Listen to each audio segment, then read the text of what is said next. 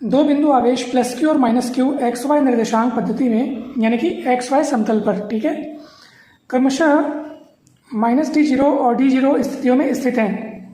Y अक्ष पर ई की दिशा यानी ई वेक्टर विद्युत क्षेत्र की तीव्रता की दिशा और वैद्युत विद्युत आघूर्ण पी वेक्टर की दिशा क्या होगी, ये हमको बतलाना है। दोस्तों सबसे पहले तो आप एक इम्पॉर्टेंट कंसेप्ट इसको हमेशा ध्यान रखिएगा कि वैद्युत विद्युत आघूर्ण पी वेक्टर की दिशा हमेशा -q से +q की ओर होती है। अब आप देख सकते हैं कि प्रश्न अनुसार +q और -q दोनों आवेशों की स्थिति यहाँ प्रश्न में क्या दी गई है, +q आवेश की स्थिति दी गई है -d0। तो अब ऐसी बात है -d0 मतलब ये ऋणात्मक x अक्ष में होगा, तो ये -d0, ठीक है।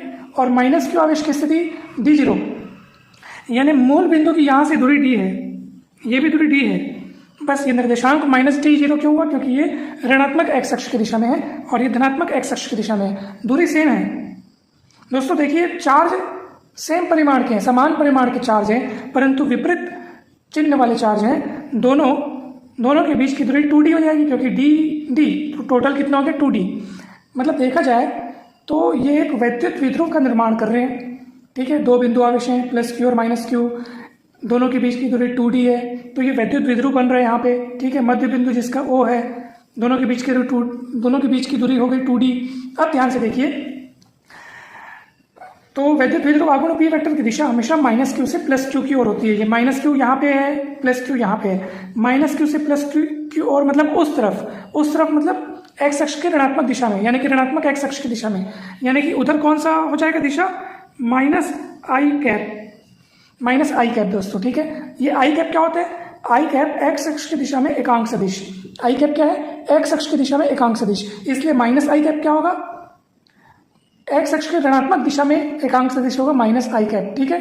ऋणात्मक x अक्ष की ओर एकांक सदिश होगा -i कैप, और यही दिशा यानी इसी दिशा में, इसी के अनुदिश पी वेक्टर की दिशा होगी, क्योंकि पी वेक्टर की दिशा हमेशा -q से +q की ओर होती है। तो यहाँ पर -q यहाँ पर है, +q यहाँ पर है, तो -q से +q की ओर मतलब उस तरफ मतलब negative direction of x axis, या यूँ कहिए कि -i कैप के अनुदिश, ठीक है दोस्तों। तो ये चीज हो गया। अब देखेंगे अपन y अक्ष पर E की दिशा की बात कर रहे हैं यहाँ पे, ठीक है। y अक्ष पर E की दिशा की बात पूछी जा रही है।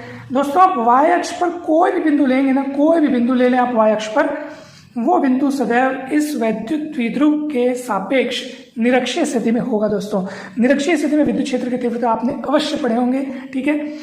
जब कोई बिंदु वैद्युत द्विध्रुव के लंबार्धक पर, देखो ये वैद्युत द्विध्रुव है, ठीक है, और ये मध्य बिंदु O से एक लंब खींचा गया है,